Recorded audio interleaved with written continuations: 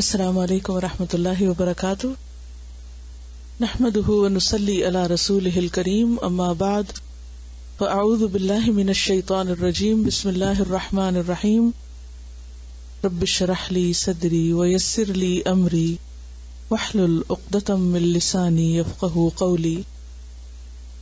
حدیث نمبر 152 عن عبد الله بن عمرو بن العاص ان رسول الله صلى الله عليه وسلم قال قد افلح من اسلم ورزق كفافا وقنعه الله بما آتاه، رواه مسلم کتاب الزکاة۔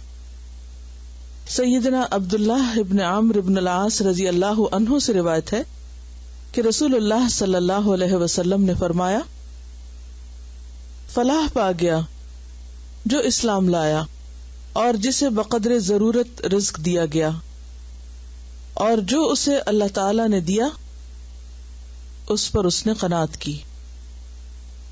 لفظی وضاحت، عن عبداللہ بن عمرو بن العاص، عبداللہ بن عمرو ابن العاص سے روایت ہے۔ بہت سے لوگ اس کو امرو یا عمرو پڑھتے ہیں، تو جب بھی عمر کے بعد واو آئے تو اسے عمر پڑھتے ہیں، عمر بھی نہیں پڑھتے، یا عمر نہیں پڑھتے، یا امرو نہیں پڑھتے۔ عمرو بن العاص، ان رسول اللہ، بے شک رسول اللہ صلی اللہ علیہ وسلم نے، قال فرمایا، قد تحقیق یا یقیناً، افلح فلاح پا گیا، کامیاب ہو گیا، کون؟ من اسلم، جو اسلام لے آیا، جس نے اپنا آپ اللہ کے سپرد کر دیا، ورزق کفافا، اور وہ رزق دیا گیا کفایت کرنے والا، کافی، ضرورت کے مطابق، یعنی اس کی دنیاوی ضروریات بآسانی پوری ہو جاتی ہیں، بہت زیادہ نہیں ہے اس کے پاس، لیکن جو کچھ ہے اسے کافی ہے، یا وہ اسے اپنے لیے کافی سمجھتا ہے۔ اور تیسری چیز، وَقَنَّعَهُ اللَّهُ، قناعت دے دی اس کو اللہ نے، اسلام بھی دیا، رزق بھی دیا، اور اس کے ساتھ قناعت دی۔ کس چیز پر قناعت؟ بما آتاہ، اس چیز پر جو اس نے اس کو عطا کی، یعنی جو کچھ بھی اس کو ملا، مال میں سے، اولاد میں سے، حالات میں سے، علم میں سے، تو اس نے اس پر اللہ کے فیصلے کو قبول کیا، اللہ کے دیے ہوئے پر وہ راضی ہو گیا، اللہ کی تقسیم کو اس نے قبول کر لیا، اللہ کے فیصلوں پر ناراض نہیں ہوا۔ تو اس باب سے متعلق جو چیز سامنے آتی ہے، یعنی غنا سے متعلق، وہ کیا ہے؟ حدیث کا آخری حصہ، کہ اللہ کے دیے پر قناعت۔ قناعت کیا چیز ہوتی ہے؟ قناعت ہوتی ہے اللہ کی تقسیم پہ راضی ہونا، جو ملا ہے اس پر شکر گزار ہونا۔ قانع شاکر ہوتا ہے، شکر گزار ہوتا ہے۔ انسان دو چیزوں کے درمیان، ایک طرف دنیا ہے اور دوسری طرف آخرت ہے۔ ان دونوں سے متعلق انسان کے کئی رویے ہو سکتے ہیں۔ مثلاً یہ کہ انسان دنیا پر توجہ زیادہ دے اور آخرت پر کم۔ ایک طریقہ تو یہ، کیا؟ دنیا زیادہ اہم اور آخرت کم اہم۔ دوسرے، آخرت زیادہ اہم اور دنیا کم اہم۔ اور تیسرے، دونوں برابر برابر۔ تیسری کیفیت ممکن نہیں ہوتی۔ عموماً انسان یا تو دنیا کی طرف زیادہ جھک جاتا ہے، یا پھر آخرت کی طرف اس کا جھکاؤ زیادہ ہوتا ہے۔ اب انسان کی کامیابی کا انحصار دنیا یا آخرت میں اسی پر ہے۔ جو لوگ دنیا میں کامیاب ہوتے ہیں وہ ہر قیمت پر اپنی دنیا کو حاصل کرنے کی کوشش کرتے ہیں، خواہ اس کے لیے کچھ بھی قربان کرنا پڑے. بسا اوقات اپنی عزت، رشتہ دار، دوست، احباب، ہر چیز، انہیں اس کی کوئی پرواہ نہیں ہوتی. ان کے سامنے کیا ہے؟ ان کی دنیا کے کچھ مقاصد، کچھ گولز، کچھ ایمز ان لائف، کہ انہوں نے مال میں یا کسی ڈگری میں یا کسی خاص مقام پر پہنچنے کے لیے ایک ٹارگٹ رکھا ہوتا ہے اپنا، اور اس کو حاصل کرنے کے لیے باقی ہر چیز کو سیکریفائس کرتے چلے جاتے حتیٰ کہ وہاں پہنچ جاتے. اسی طرح کچھ لوگوں کے لیے آخرت اہم ہوتی، اور وہ اس کو پانے کے لیے اپنی خواہشات اور اپنی باقی تمام چیزیں جو دنیاوی امور سے متعلق ہیں ان کو آرام سے قربان کرتے چلے جاتے. دنیا میں زیادہ ملے یا کم ملے انہیں اس پر پریشانی نہیں ہوتی، دنیا ان کا غم نہیں ہوتی. وَلَا تَجْعَلِ الدُّنْيَا أَكْبَرَ هَمِّنَا وَلَا مَبْلَغَ عِلْمِنَا، اور نہ وہ ان کے علم کا مبلغ ہوتی ہے. ان کے لیے اہم ترین چیز آخرت ہوتی ہے.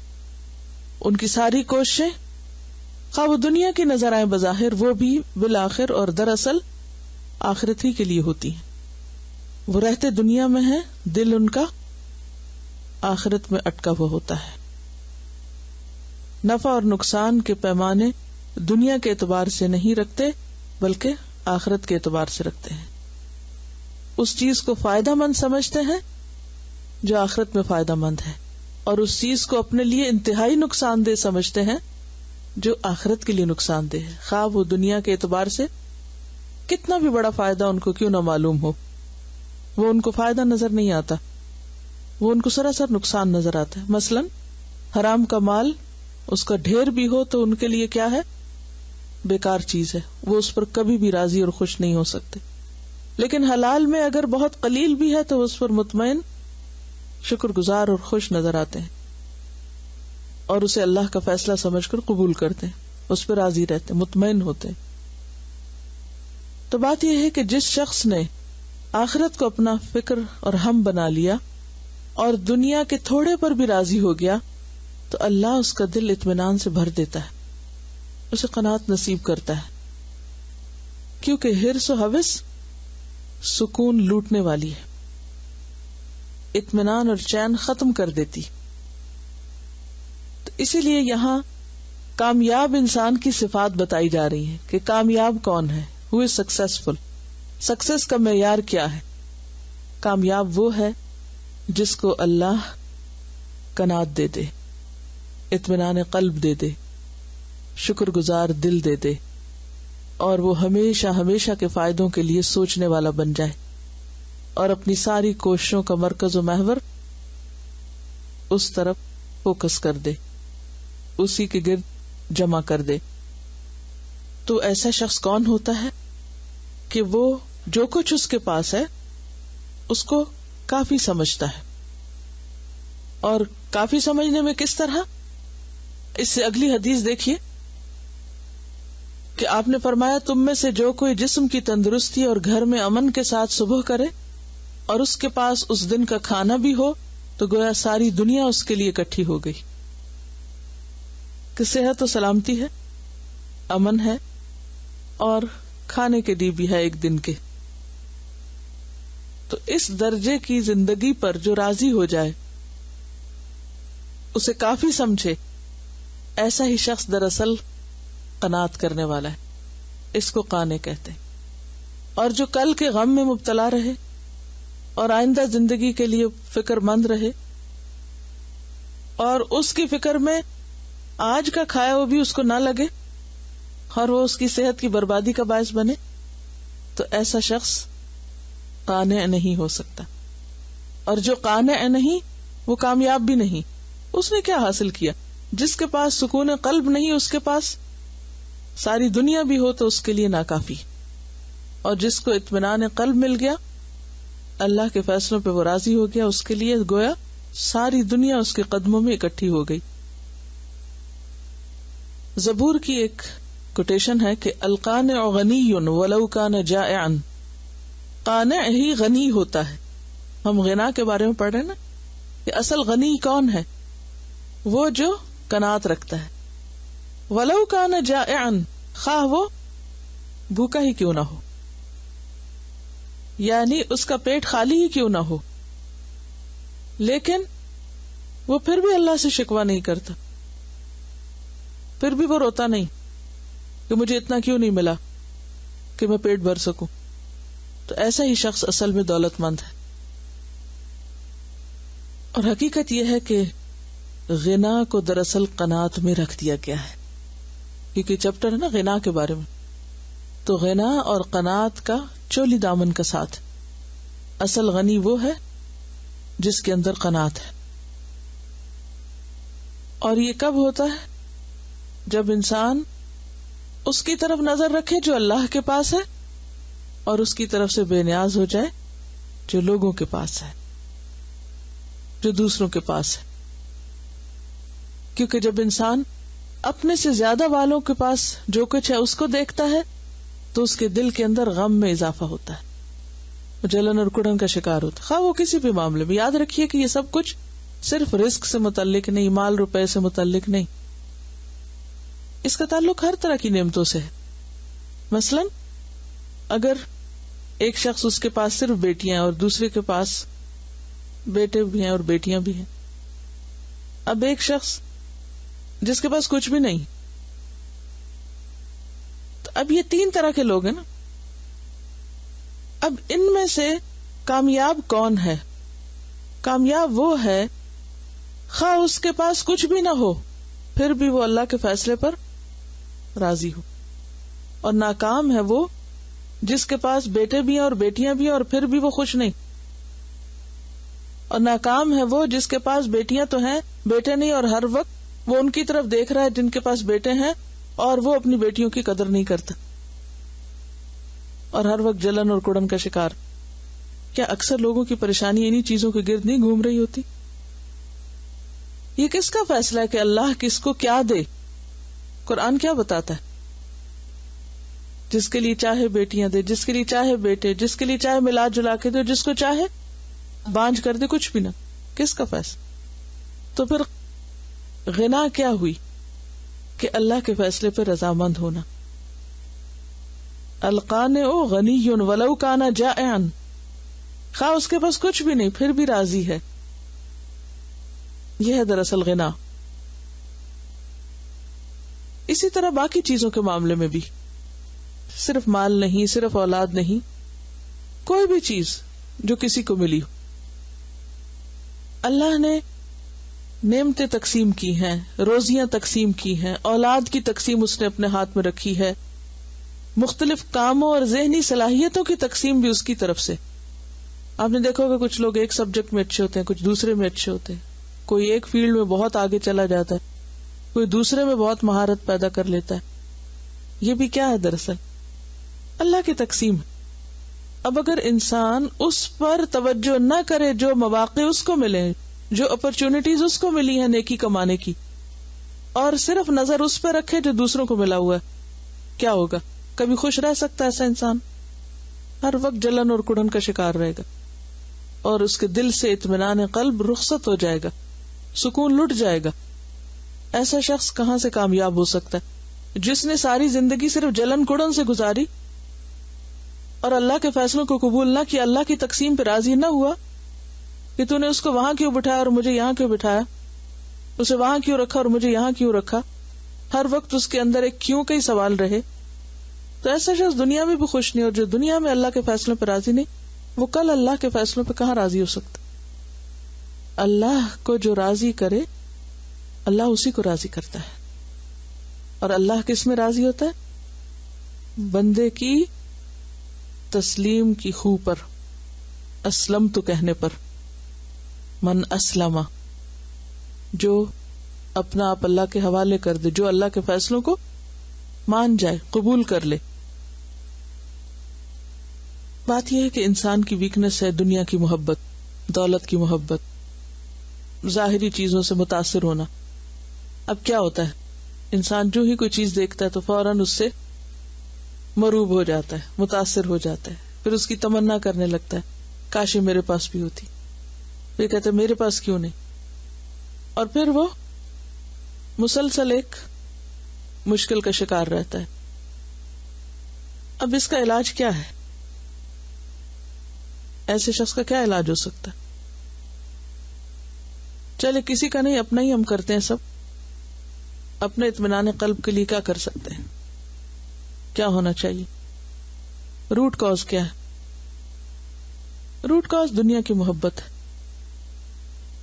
اور انسان دنیا کی محبت سے کس طرح آزاد ہو سکتا ہے؟ دنیا کی حقیقت کو سمجھ کر کہ دنیا کیا چیز ہے جس کے پیچھے میں مر رہا ہوں. کیا چیز ہے وہ دنیا؟ کس سے تشبیہ دی گئی سب معلوم ہے نا, لیکن جب عمل کا وقت آتا تو بھول جاتے ہیں. نبی صلی اللہ علیہ وسلم نے اس سے بھی مثال دی ہے کہ ایسے ہے دنیا کی مثال جیسے ایک مسافر کسی سایہ دار درخت کے نیچے تھوڑی دیر کے لیے آرام کرے اور پھر اپنی منزل کی طرف چل پڑے. ہم سب کے لیے دنیا یہی کچھ ہے. ہم تھوڑے دن کے لیے آئے ہیں یہاں اور چند لمحوں کی بات ہے اور پھر آگے جانا ہے. منزل کہیں اور ہے, یہ منزل نہیں ہے. لیکن چونکہ ہم نے اس کو منزل سمجھا ہوا اور جو یہاں ہے بس وہی ہماری کامیابی اگر مل گیا تو, اور اگر ہم پیچھے رہ گئے تو شاید ہم سب سے ناکام ہے. یہ بہت بڑی بھول ہے جس میں انسان بار بار مبتلا ہو جاتا ہے, بار بار جس کا شکار ہو جاتا ہے, اور جس کے نتیجے میں پھر وہ جلن اور کڑھن اور غم اور رنج کا شکار ہوتا ہے. اور اس کا تعلق تقدیر کے فیصلوں کو قبول کرنا بھی ہے. اللہ نے جس کو جو شکل و صورت چاہی دی, جیسا رنگ چاہا دیا, جہاں چاہا پیدا کیا, جیسی چاہے نعمتیں دی. یہ اللہ کے فیصلے, اس میں انسان کا اختیار نہیں ہے, اور اللہ کے فیصلوں کو انسان نہیں تبدیل کر سکتا. اس کی تسلی اور اطمینان کس میں ہے؟ قبول کرنے میں, اسلم تو کہنے میں. یہ اپنا تجربہ بتا رہی ہیں کہ جب یہ کورس شروع ہوا اور کلاس میں کچھ لوگ بہت اچھے جواب دیتے تھے اور یہ نہیں دے پاتی تھی تو ان کو بہت تکلیف ہونا شروع ہو گئی اور یہ روئی بھی اس پر اور پریشان بھی ہوئی. پھر انہوں نے ایک کاغذ پر لکھا کہ اللہ نے جو عقل مجھے دی ہے میں اس کے مطابق سوچوں گی اور میں اس کو استعمال کروں گی, اور جو کسی کے پاس ہے اس پر پریشان نہیں ہوں گی. اور یہ صرف اس معاملے میں نہیں, ہر معاملے میں ہماری اکثر بے چینیوں کا سبب کیا ہے کہ ہم دوسروں کو دیکھتے رہتے ہیں. چاہے کوئی بھی معاملہ ہو, اس کے پاس کیا ہے, وہ کیا کر رہا ہے, یہ کیسے زندگی بسر کر رہا ہے, یہ کام کر رہا تو میں کیوں نہیں کر رہا.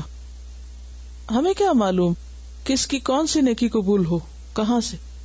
کیا وہ حدیث نہیں آتی کہ جس میں ایک شخص نے ایک پیاسے کتے کو پانی پلایا اور وہ اس پر بخش دیا گیا.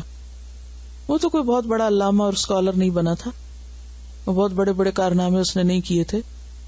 ہمیں کیا چاہیے؟ بخشش نہیں چاہیے, یا بخشش سے زیادہ بھی کچھ اور چاہیے. آپ کو معلوم ہے کہ بخشش کا معاملہ کتنا مشکل معاملہ ہے. جب قرآن میں یہ آتا ہے نا, یغفر لمن یشاء ویعذب من یشاء, ٹوٹل اللہ کی مشیت پہ جو چاہے کرے, کوئی اس کے فیصلے میں مداخلت نہیں کر سکتا. تو روح کانپ اٹھتی ہے کہ اگر ہمارے بارے میں اللہ نے نہ چاہا تو کیا بنے گا؟ ہے کوئی جو اللہ پہ غالب آ کے اس کے فیصلے کو بدل سکے؟ نہیں. تو بعض اوقات بظاہر دیکھنے میں بڑے بڑے کام اور بڑی بڑی نیکیاں انسان کے لیے فائدہ مند نہیں ہو سکتی, اور ایک چھوٹا سا چھپا ہوا معمولی سا کام, ہمیں تو کسی انسان کو پانی پلانا پڑے تو بعض اوقات ہم اس پہ بھی تنگ ہوتے ہیں کہ اب یہ پھر مجھے یہ ڈیوٹی دینا پڑ رہی ہے, جبکہ وہاں اس شخص کی بخشش کا ذریعہ کیا بنا؟ کتے کو پانی پلانا, کیونکہ بھی اللہ کی مخلوق ہے نا. بظاہر دیکھنے میں کوئی بہت بڑا کارنامہ ہے. کوئی شخص اگر کسی کتے کو کچھ کھلا پلا رہا ہو تو آپ کہیں گے کہ بڑی نیکی کر رہا ہے, کوئی توجہ بھی نہیں کرے گا کہ کیا کر رہا ہے. لیکن اللہ تو دلوں کے حال دیکھتا ہے نا, کہ کون کس دل سے کیا کر رہا ہے. اور اگر ہم دل سے راضی نہیں ہیں تو تہجد پڑھنا بھی فائدہ مند نہیں, بڑے سے بڑا مال خرچ کرنا بھی فائدہ مند نہیں. اصل چیز ہے دل کی رضا, اللہ کے فیصلوں کو قبول کرنا, ان مواقع سے فائدہ اٹھانا جو ہمیں ملے. اس پہ نظر نہ رکھنا جو دوسروں کے پاس ہے. دنیا کی محبت کی بات ہو رہی تھی نا، تو اس میں ایک اور حدیث جو مشہور ہے، آپ نے سنی ہوگی، حضرت ابن عمر سے روایت ہے کہ نبی صلی اللہ علیہ وسلم نے ان کا مونڈھا پکڑ کر ان سے کہا کہ دنیا میں اس طرح رہو جیسے تم اجنبی ہو، تمہارا اس سے کوئی تعلق نہیں، یا راستہ طے کر رہے ہو، مسافر. ابن عمر کہا کرتے تھے جب شام ہو جائے تو صبح کا انتظار نہ کرو، اور جب صبح ہو جائے تو شام کا انتظار نہ کرو. ہم میں سے کتنے جو اس طرح زندگی بسر کر رہے ہوں. قناعت کی دشمن کیا ہے؟ طول العمل، لمبی امیدیں رکھنا، یہ بھی کروں گا وہ بھی کروں گا، لمبی لمبی پلاننگ کرنا، لانگ ٹرم پلاننگ میں کھوئے رہنا، حال کو بھول کے صرف مستقبل کی پریشانیوں میں رہنا.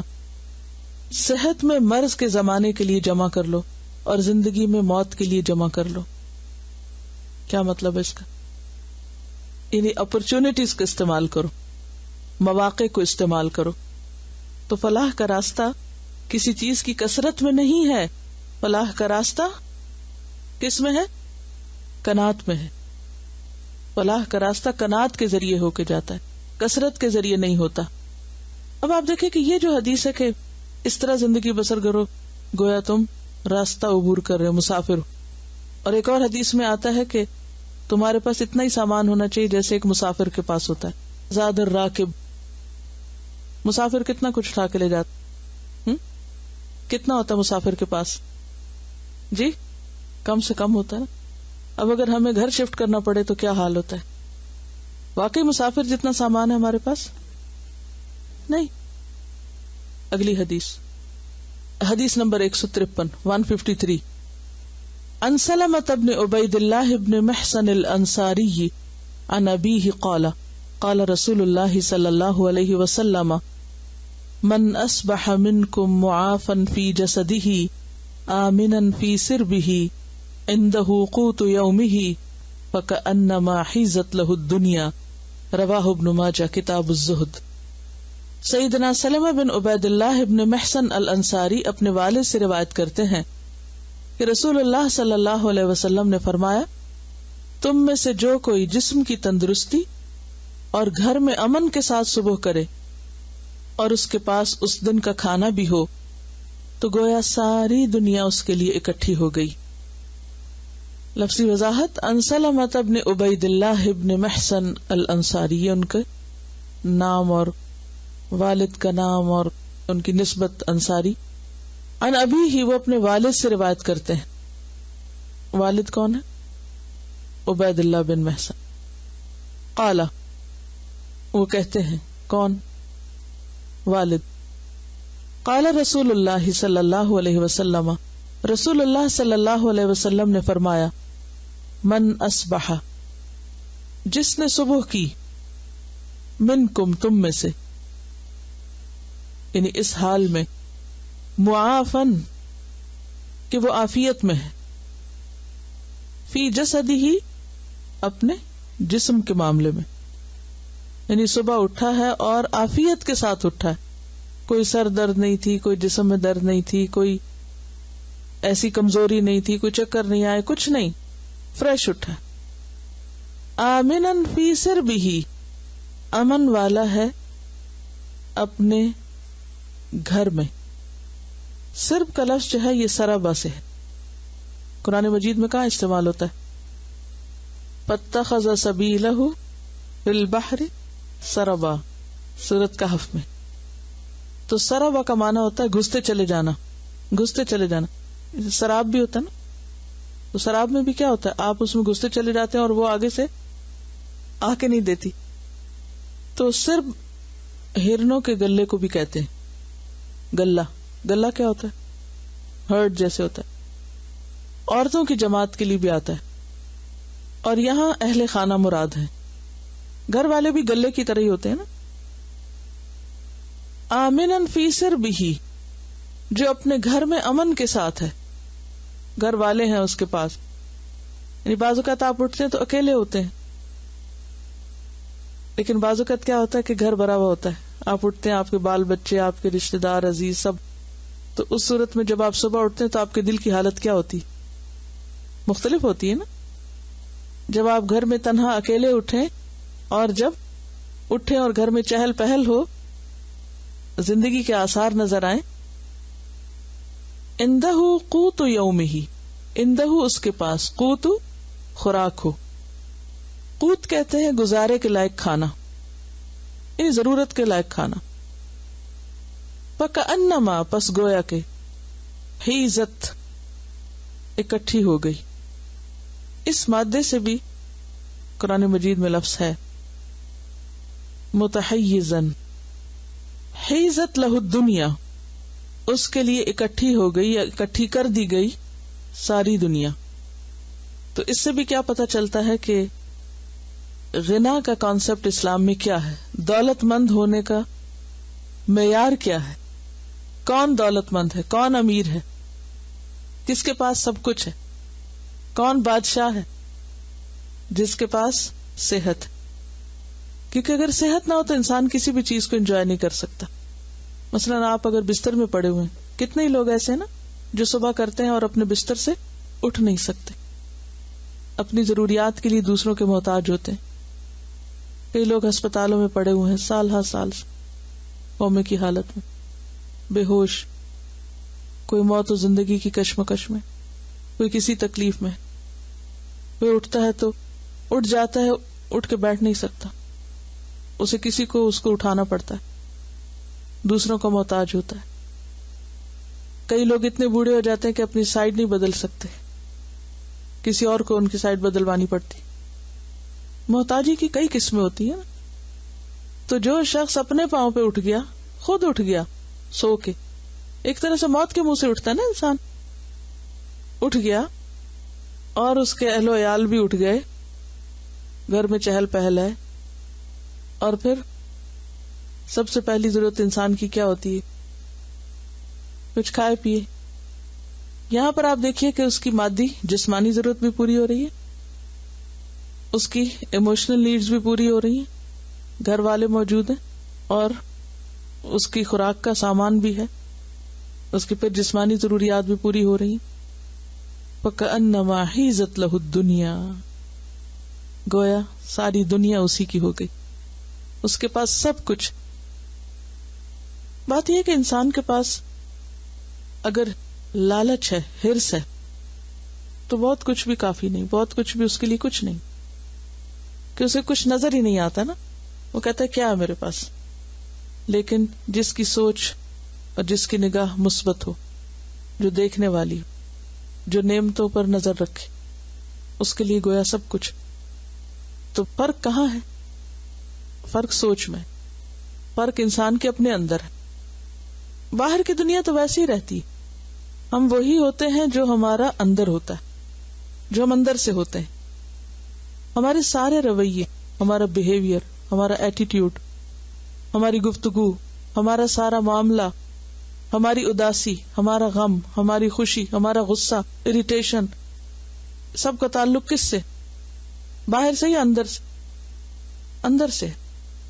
اگر اندر اطمینان ہے تو باہر جو کچھ بھی ہوتا رہے، کوئی شور ہنگامہ بھی ہوتا رہے. جیسے وہ واقعہ مشہور ہے، سب کو معلوم ہوگا کہ جہاز ڈوب رہا تھا اور ایک شخص آرام سے بیٹھ کے کتاب پڑھ رہا تھا، سب نے ادم مچا رکھا اور وہ اطمینان سے بیٹھا. کس چیز نے اسے مطمئن کر رکھا کہ اگر مرنا ہو تو مر جائیں گے، پھر اب چیخنے چلانے سے موت تو نہیں ٹلے گی، تو کیوں نہ اس وقت کو پازیٹیولی استعمال کر لیں. تو ایسا شخص مرتے دم تک مطمئن ہے اور حالت اطمینان میں جان دیتا ہے، یا ایتھا النفس المطمئنہ ارجعی الی ربک راضیۃ مرضیہ. تو اطمینان جو ہوتا ہے نا، یہ کسی ایموشنل اسٹیٹ کا نام نہیں ہوتا کہ آپ ایموشنلی کسی وقت بہت سیٹسفائیڈ ہوئے تو تھوڑی دیر کے لیے مطمئن ہو گئے اور وہ وہاں سے ختم ہوا تو پھر آپ وہیں پر آ کھڑے ہوئے زیرو پہ، اور پھر آپ ویسے ہی پریشان ہو گئے، خود بھی اور دوسروں کو بھی کرنا شروع کر دیا. یہ ایک کانسٹنٹ اسٹیٹ آف ہارٹ ہوتی ہے، ایک لائف سٹائل ہوتا ہے، ایک زندگی کا ایک رویہ ہوتا ہے. کیونکہ ایسے انسان کے اگر کوئی غم اور خوف اور پریشانیاں بھی تو وہ آخرت سے متعلق ہوتی ہیں، دنیا سے متعلق نہیں. اس کی مادی نگاہ جدھر جاتی ہے اس کو دیکھ کر سب اچھا کہہ کے مطمئن ہو جاتا ہے، کیونکہ ہر دن ایک نیا دن ہے اور ہر چیز کا مالک اللہ ہے. بیدہ الملک وتعز من تشاء وتذل من تشاء. بیدک الخیر انک علی کل شیء قدیر. وہ اس پہ نظر نہیں رکھتا جو لوگوں کے پاس ہے، وہ اس پہ نظر رکھتا ہے جو اللہ کے پاس ہے. انسان کو جب اپنی زندگی کا پتہ ہی نہیں کہ وہ ہے کتنی، ہمارے پاس تو کوئی گارنٹی نہیں نا کہ ہم 1 سال جئیں گے، تو پھر 1 سال کی فکر کس لیے؟ ہمیں تو یہ بھی نہیں پتا ہم ایک پورا دن بھی مزید جئیں گے یا نہیں. تو آج کا دن اگر ہے اور آج کی ضرورت کی چیز ہے تو کافی ہے. اگر کل کے لیے نہیں بھی تو کل کس نے دیکھی؟ کل ہم خود بھی ہوں گے، کسی کو نہیں پتا. جب ہماری زندگی ہمارے ہاتھ میں نہیں تو پھر ان چیزوں کا کیا بھروسہ جو ویسے ہی کسی کی وفادار نہیں. مال کے لفظ میں نے آپ کو بتایا تھا کہ مال کا کیا مطلب ہوتا ہے اور ذہب کا کیا مطلب ہوتا ہے. ذہب گولڈ کا لفظ جب ذہب سے ہے، اور مال یمیل میل جھک جانے والی چیز، جدھر کسی کا بس چلا ادھر ہی جھک گیا. ضروری نہیں کہ وہ آپ ہی کے پاس رہے، کیونکہ جب دنیا ہر طرف پھیلی ہوئی ہوتی ہے اور سامنے بھی وہی، تو پھر آخرت نظر نہیں آتی نا. وہ سکڑے گی تھوڑی ہوگی تو پھر اس سے پیچھے بھی دیکھنے کے قابل ہوں. اصل میں ہماری زندگی تو وہ ہے نا جو لمحہ ہم اس وقت گزار رہے ہیں. نہ اگلے کی خبر ہے نہ پچھلا پاس ہے، وہ بھی گیا. ہر قانے غنی ہے لیکن ہر غنی قانے نہیں ہو سکتا.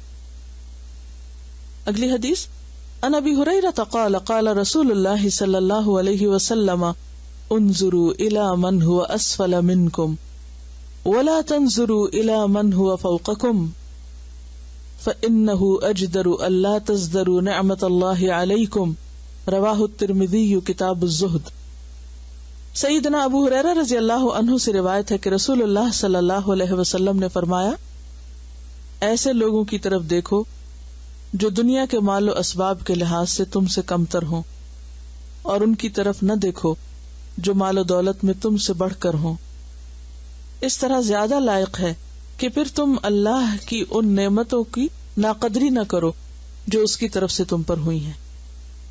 لفظی وضاحت عن ابی ہریرہ قال، ابو ہریرہ رضی اللہ عنہ سے روایت ہے، قال رسول اللہ صلی اللہ علیہ وسلم، رسول اللہ صلی اللہ علیہ وسلم نے فرمایا، انظروا دیکھو، الا طرف، من جو ہوا وہ، اسفل نیچے ہے.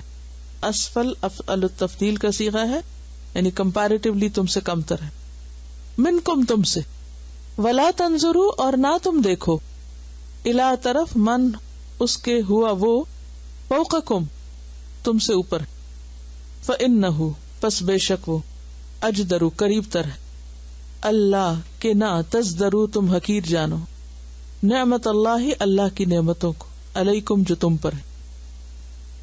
یہاں آپ دیکھ رہے ہیں کہ ایک لفظ اجدرو ہے، یہ ذرا سا نیا ہے لیکن یہ قرآن مجید میں بھی استعمال ہوا ہے. کہاں؟ سورۃ توبہ میں. سورۃ توبہ نے الاعراب واشد کفرا ونفاقا واجدر، ٹھیک ہے. اور تزدرو کا لفظ کہاں ہے؟ نوح علیہ السلام کی قوم نے کہا تھا نا کہ ان غریب لوگوں کو اپنی مجلس سے اٹھا دو، تو اللہ تعالیٰ نے کیا فرمایا کہ لا تزدری اعینکم، تمہاری نگاہیں ان کو حقیر نہ سمجھے. تو ازدراء ہوتا ہے کم تر سمجھنا، معمولی سمجھنا. بہت ہی زبردست حدیث ہے اپنے معنی کے اعتبار سے اور بہت مشہور بھی ہے، لیکن عام طور پر ہم حدیث کا آدھا حصہ پڑھتے ہیں یا سناتے ہیں، اور وہ کیا، اپنے سے نیچے والے کو دیکھو اوپر والے کو نہیں دیکھ. لیکن حدیث کا مکمل جو پیغام ہے وہ نہیں ہوتا. کہیں ایسا نہ ہو کہ تم اللہ کی نعمتوں کو حقیر سمجھنے لگو، ناقدری کرو. تو انظروا الی من هو اسفل منکم، کیا یہاں مال کا ذکر ہے یا کسی اور چیز کا؟ ہر اعتبار سے، مثلا جسمانی صحت کے اعتبار سے. عام طور پر اگر کسی کو کوئی ایک بیماری ہوتی ہے تو اس بیماری کی تکلیف اپنی جگہ ہوتی ہے، لیکن اس کے ساتھ ساتھ ایک اور تکلیف بھی ہوتی ہے، اور وہ ہوتی ہے صحت مند لوگوں کو دیکھ دیکھ کے، یا نہیں، کہ مجھے یہ کیوں ہوا، یہ سب اچھے بھلے، اور فلاں تو ایسے ایسے غلط کام کرتا ہے اور اس کو تو یہ بیماری ہوئی نہیں، فلاں تو ایسی ایسی بے احتیاطی کرتا ہے، بد پرہیزی کرتا ہے اور وہ اچھا بھلا ہے، اور میری زندگی تو ساری پرہیز میں کٹ گئی.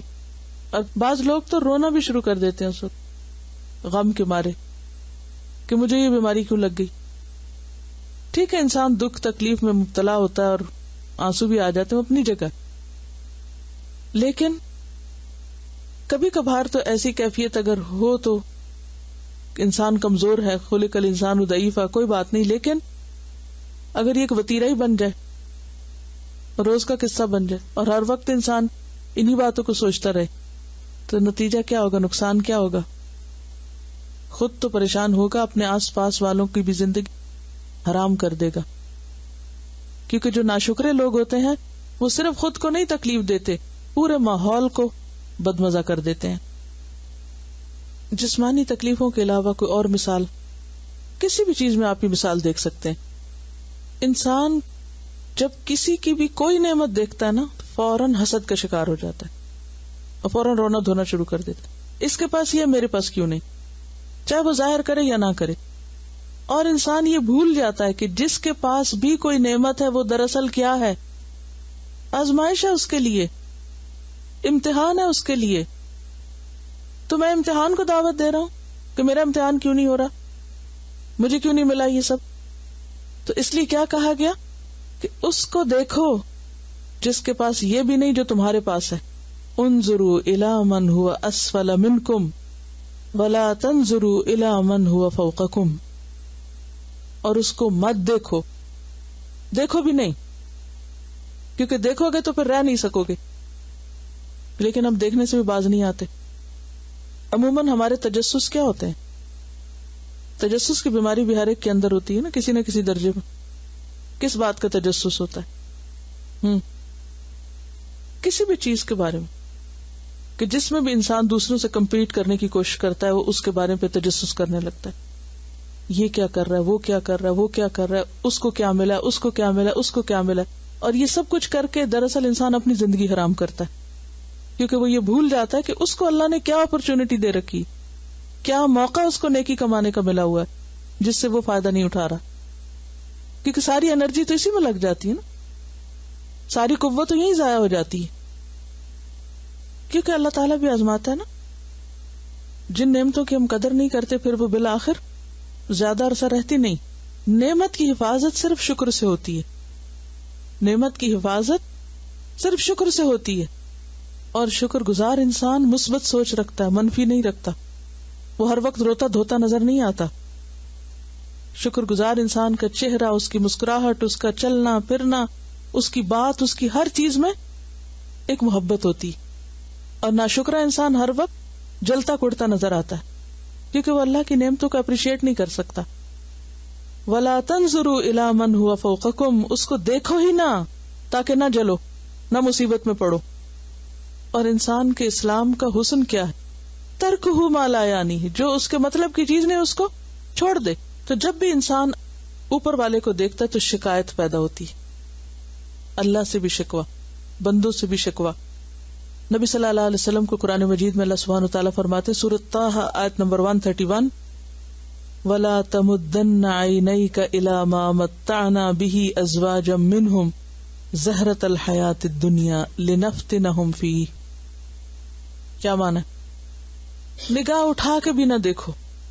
لا تمدن، مد ہوتا پھیلانا، نگاہ لمبی نہ کرو، دیکھو ہی نہ، جی بھر کے ہی نہ دیکھو، توجہ ہی نہ کرو.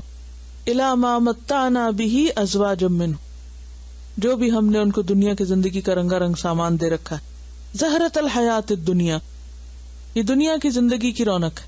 کس لیے دیا ہے؟ لنفتنہم فیہ، تاکہ ہم ان کو اس کے ذریعے آزمائیں، ان کا امتحان لیں. تو ہر شخص کے لیے کوئی بھی چیز جو اس کو ملی ہے وہ کیا ہے؟ دراصل فتنہ ہے. اور ایک دوسری جگہ آتا ہے نا، ولا تتمنوا ما فضل اللہ به بعدکم علی بعد. مت تمنا کرو اس چیز کی جو اللہ نے تم میں سے بعض کو بعض پر فضیلت دے رکھی. علاج کیا ہے؟ واسألوا اللہ من فضلہ، اللہ سے اس کا فضل مانگو، اسی میں تمہاری خیر اور بھلائی ہے. ہم تعویلیں بھی کر لیتے ہیں خود کہ نہیں میرا اصل مقصد دنیا نہیں ہے، میرا مقصد کچھ اور ہے، اور میں اس کی وجہ سے بھی آخرت ہی چاہتا ہوں. بعض اوقات ہم خود کو بھی دھوکہ دے رہے ہوتے ہیں، حالانکہ وہ آخرت نہیں ہوتی. وہ دنیا والوں کی نظر میں جس چیز کی ویلیو ہوتی ہے یا جس چیز کو وہ اہم سمجھتے ہیں اس چیز کی ہمارے دل میں زیادہ اہمیت ہوتی. ایسا ہوتا ہے نا، دنیا والوں کی نظر میں کچھ چیزیں بڑی اہم ہوتی ہیں اور کچھ چیزیں ذرا غیر اہم ہوتی ہیں. تو ہم نیکی کے 20 مواقع چھوڑ کر بعض اوقات نیکی اور دین کے نام پر بھی ہم ان چیزوں کے پیچھے پڑنے لگ جاتے ہیں جو دراصل تقسیم میں اللہ نے ہمارے حصے میں نہیں رکھی، کسی اور کے حصے میں رکھی ہیں. اسی لیے عام طور پر لوگ وہ کام کرنا پسند نہیں کرتے جو چھپا ہوا ہوتا ہے یا پیچھے ہوتا ہے. زیادہ تر لوگ کس چیز کی طرف دوڑتے ہیں؟ جو نمایاں ہوتا ہے، نظر آتا ہے، جس کو دنیا والے ویلیو کرتے ہیں. ذلت ہی ذلت ہے انسان کی اس میں کہ انسان دوسروں کو ملنے والی چیزوں کے اوپر نظر رکھے. اس میں عزت نہیں ہے. کسی انسان کی طرف دیکھنا ہو یا کسی چیز کی طرف دیکھنا ہو تو سب سے افیکٹو دیکھنا صرف 3 سے 5 سیکنڈ تک ہوتا ہے. اس سے زیادہ دیکھنا اور اس سے کم دیکھنا دونوں ہی ٹھیک نہیں. 3 to 5 سیکنڈ از فائن. اگر آپ اس سے زیادہ کسی کو دیکھ رہے ہیں، خواہ وہ کوئی چیز ہے، مثلا کسی نے کوئی زیور پہنا ہوا اور آپ ٹک ٹکی باندھ کے دیکھ رہے ہیں، یہ کیا ہے؟ حسرت کی نظر ہے نا. کسی کی شکل، کسی کے پاس کوئی چیز، کوئی بھی چیز اگر 3 to 5 سیکنڈ سے زیادہ دیکھ رہے ہیں تو نارمل نہیں. اور اسی طرح اس سے کم دیکھ رہے ہیں، نظر ہی نہیں ملا رہے تو وہ بھی نارمل نہیں.